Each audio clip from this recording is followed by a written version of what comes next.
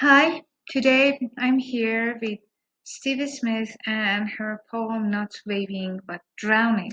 Stevie Smith belongs to the generation of poets who start composing poems immediately after the Second World War.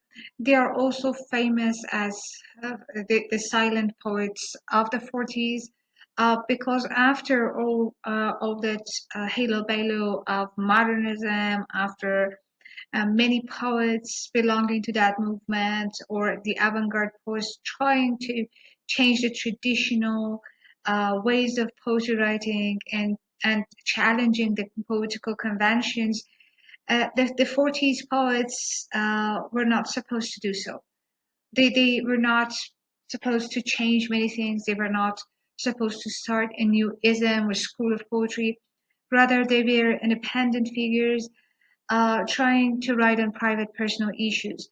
One reason for this is that the immediate time after the war was a time of depression, that the poets felt that all that advancement, all that rapid pace of technology, of life in the early decades of the 20th century gone nowhere.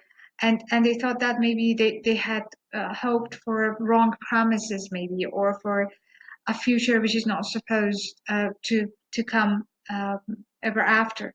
So Stevie Smith belongs to such a generation. She also has some personal issues. She suffers from depression, and this depression is evident in her poems, uh, including the one we are going to read, Not Waving but Drowning.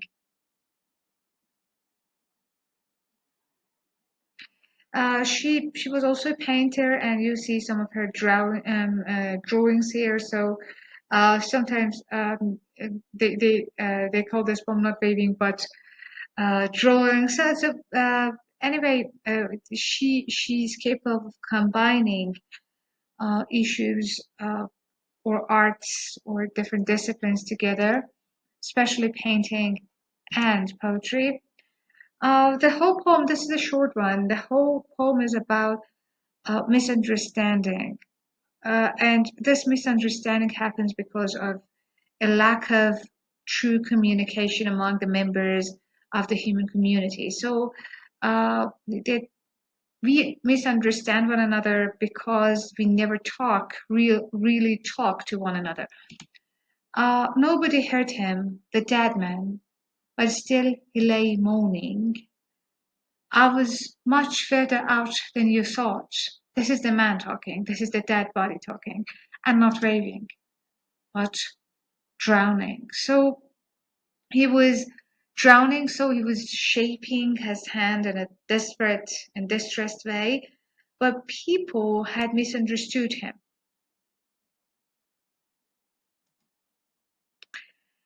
Poor chap. He always loved larking. Larking means to be playful. Because he's always playful, other people think that this is just another game that he's playing us. He's just pranking us. And now he's dead. It must have been too cold for him. His heart gave way, they said. And people are even wrong about the reason of his death. They think that he's dead because of the cold weather, but actually he's dead because he was drowned. Oh, no, no, no. You see the denial by the repetition of the word no? Oh, no, no, no. It was too cold always. Still, the dead one lay moaning. I was much too far out all my life, and not waving, but drowning. So he thinks that he's always misunderstood, that all the time he was not larking, that other people had misunderstood him, that he's playing a game, a prank. He was just uh, crying for help, and nobody could understand him because nobody ever got close to him and asked the reason of these wavings, maybe. So this was the poem, and thank you for listening.